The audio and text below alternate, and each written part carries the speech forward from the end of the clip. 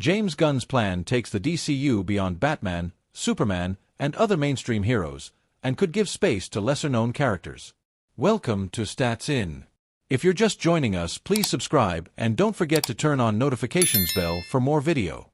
Ragman is an underrated hero in DC Comics. As the name suggests, he is usually seen dressed in a suit that resembles rags, with some stories depicting each rag containing a soul. When Rory Reagan failed to save his father and his friends from being electrocuted by a group of gangsters who came looking for the loot they had hidden in the senior Reagan shop, he took on the persona of Ragman to take revenge. James Gunn has recently revealed plans for the DCU after the success of Superman, which includes 4 shows per year, via IGN.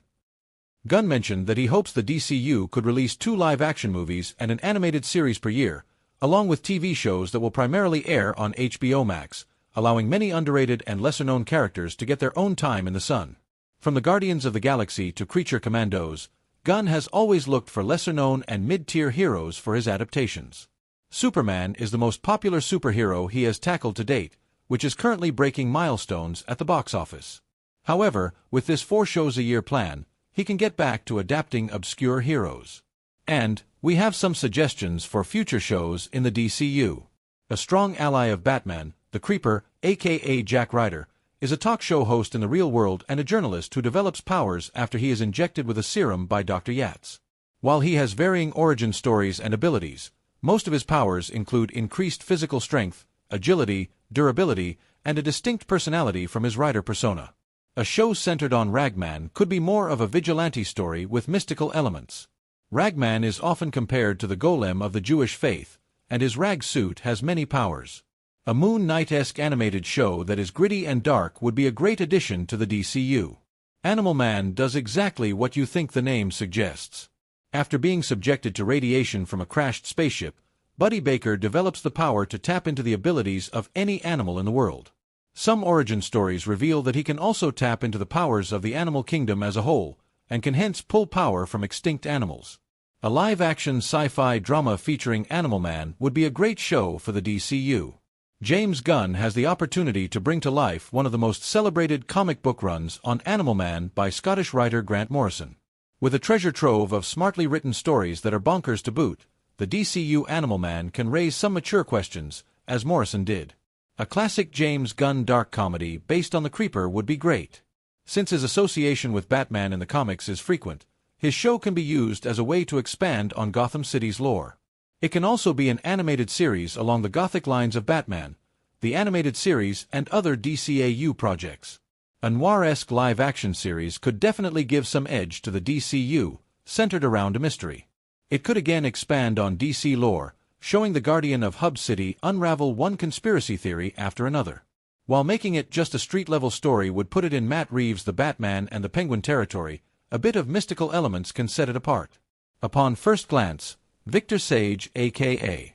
The Question may look like the Watchmen member Rorschach with his pseudoderm, trenchcoat, and fedora. However, Sage is more than that.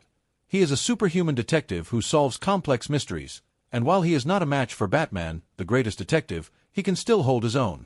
A medical thriller, much like The Pit, minus the relationship drama, could be a great live-action series. Midnight's association with the Justice Society of America can make way for many gratuitous cameos, and episodes can see him treat multiple superheroes and get involved in their shenanigans.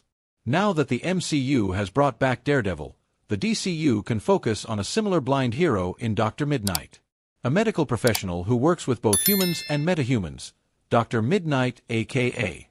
Charles McNider, was the victim of a grenade blast that blinded him but allowed him to see better in the dark. After inventing special goggles to see during the day, McNider became a vigilante to prevent innocent people from getting hurt. What do you think about James Gunn's plans? Are there any other obscure heroes you would like to see in the shows? Comment. James Gunn's Superman might not defeat Man of Steel at the box office, but that is far from a doomsday scenario it might seem. Welcome to Stats In. If you're just joining us, please subscribe and don't forget to turn on notifications bell for more video. Even before Superman debuted, there had been rumors of the movie needing to gross over $700 million to break even. While director James Gunn debunked the claim, the movie might ultimately fall short of that mark and even end its run below Man of Steel's collection. Superman was arguably one of the most anticipated movies of 2025, and the James Gunn-directed reboot had the burden of relaunching the DCU. While the movie initially soared with positive reviews and strong box office numbers, the dust is finally settling as a clear picture of its commercial performance emerges. When all is said and done, Superman, which sits at a $525.3 million gross, via the numbers, might not surpass Man of Steel's $668 million collection. To most, that might seem like a doom and gloom scenario. However, that is far from the case, as Superman offered plenty of positives and should not be judged simply by its box office numbers. Here is why Superman is losing to Man of Steel at the box office, and that is fine. The same is evident in the movie's international numbers, with the movie only making $223 million from overseas markets, via the numbers. Gunn himself cited the anti-American sentiments as a reason for the movie performing below expectations overseas in an interview with Rolling Stone. However, one of the major factors in the movie's perceived box office underperformance is the titular character's American way. For better or worse, Superman is identified as a quintessentially American hero.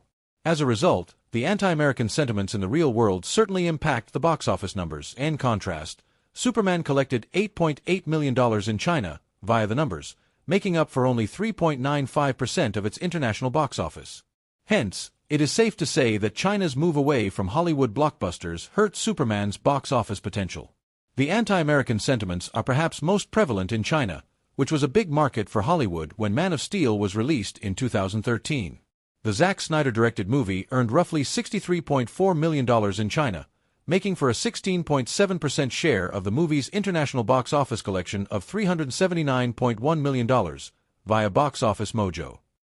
In comparison to recent Marvel movies such as Captain America, Brave New World, 68%, and Thunderbolts*, 56%, Superman only dropped 54% during its second domestic weekend, significantly less than Man of Steel's 69% drop, via Deadline. Hence, despite superhero fatigue, Superman held its own at the box office. A decade ago, the superhero genre was just entering its boom when Man of Steel debuted. Fast forward to 2025, and even the MCU is having its fair share of trouble at the box office. Only 2 of Marvel's last 6 releases, excluding the Fantastic Four, crossed the $700 million mark globally, via the numbers. Gunn's own The Suicide Squad was greatly affected by the pandemic-stricken box office back in 2021, as it was released simultaneously on streaming and in theaters, via Den of Geek. While that effect has slightly faded, it would still be unfair to discount the streaming factor when evaluating Superman's box office performance. Man of Steel was released when streaming was practically non-existent. In the post-COVID-19 era, streaming releases are announced even before movies arrive in theaters, which is affecting box office figures even if marginally.